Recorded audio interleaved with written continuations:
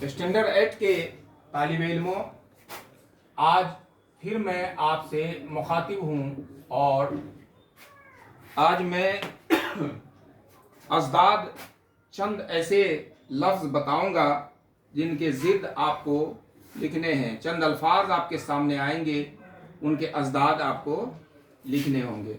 जैसा कि मैंने आपके सामने पहले भी अर्ज़ किया था कि अज़दाद जो है वो ज़िद की जमा है, उसी को मुतज़ाद भी बोलते हैं और उसी को अंग्रेज़ी में अपोजिट बोलते हैं, उर्दू में और उसको उल्टा भी बोलते हैं और विपरीतार्थक शब्द हिंदी में उसको बोला जाता है।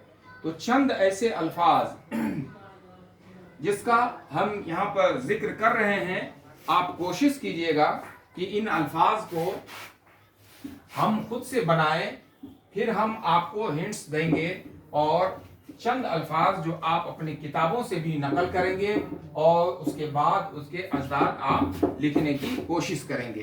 तो आइए सबसे पहले हम एक लफ्ज़ लिखते हैं, आगाज़। ये है आगाज़। आगाज़ का मतलब होता है शुरू।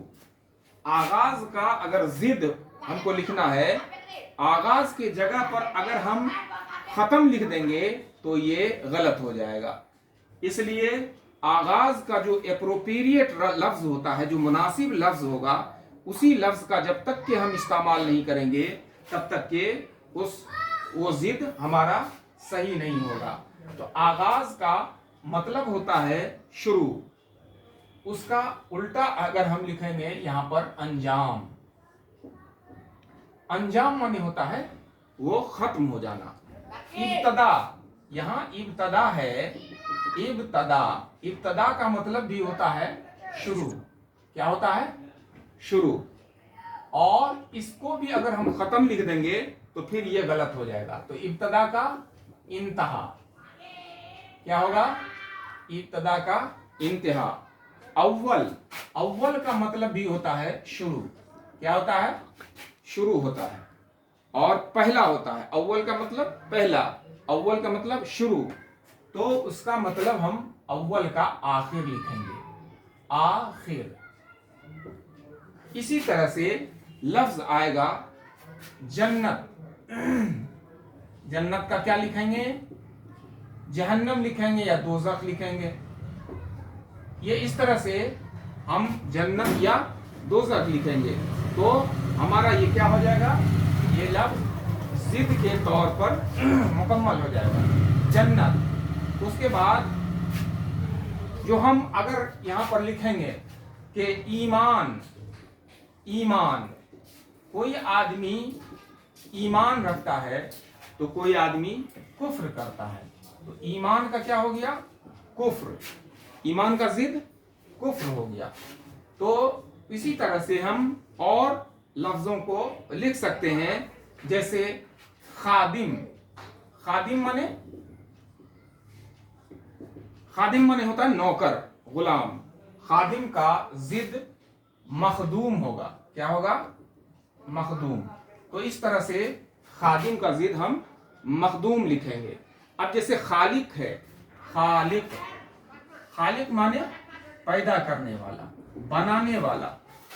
मानी पर भी गौर करना है हमको। खालिक माने पैदा करने वाला। खालिक का ज़िद हो जाता है मखलूक। क्या हो जाता है? मखलूक। तो खालिक का ज़िद मखलूक होता है। खालिक माने पैदा करने वाला, मखलूक माने पैदा होने वाला, पैदा जिसको किया जाए। तो इस तरह से ये चंद अल्फाज आपके सामने सात हो गए। दो तीन और हम लिखने की कोशिश करते हैं। उसका ज़िद हम लिखेंगे, आगाज, इब्तदा, अव्वल, जन्नत, ईमान, खादिम और खालिक। उसके बाद हम यहां पर एक लफ्ज लिखते हैं, दर आमद। इसका ज़िद हो जाता है, एक आयात होता है, दूसरा निर्यात होता है। एक्सपोर्ट और इंपोर्ट इसको बोलते हैं। तो दर आमद और इसका उल्टा हो जाएगा बर आमद। ये लफ्ज पर हमको गौर करना है, ठीक है। उसके बाद हम लिखेंगे पेसर, फारसी लफ्ज है पेसर। पेसर मीन्स बेटा, और पेदर माने होता है बाप। पेदर, पेदर माने बाप, पेसर माने बेटा। तो इस तरह से हम लोग जिद लिख सकते हैं, और ये उल्टा लफ्ज हम लोग लिख सकते हैं। जैसे तो 10 फुट जाएगा आसमान। बहुत सारे अल्फाज हैं जिसको हम लिख सकते हैं और लिख करके इसका जिद बना सकते हैं। तो आप लोग भी अपनी किताब से चंद अल्फाज उतारिएगा और उनके अजदाद लिखने की कोशिश कीजिएगा। तो आज के नशिस्त में इतना ही। अपना ख्याल रखिए और इन तमाम चीज़ों को जो पढ़ाया जा रहा है उसको पढ़िए और अपने इम्तहान की तैयारी में लग जाइए। बहुत बहुत शुक्रिया।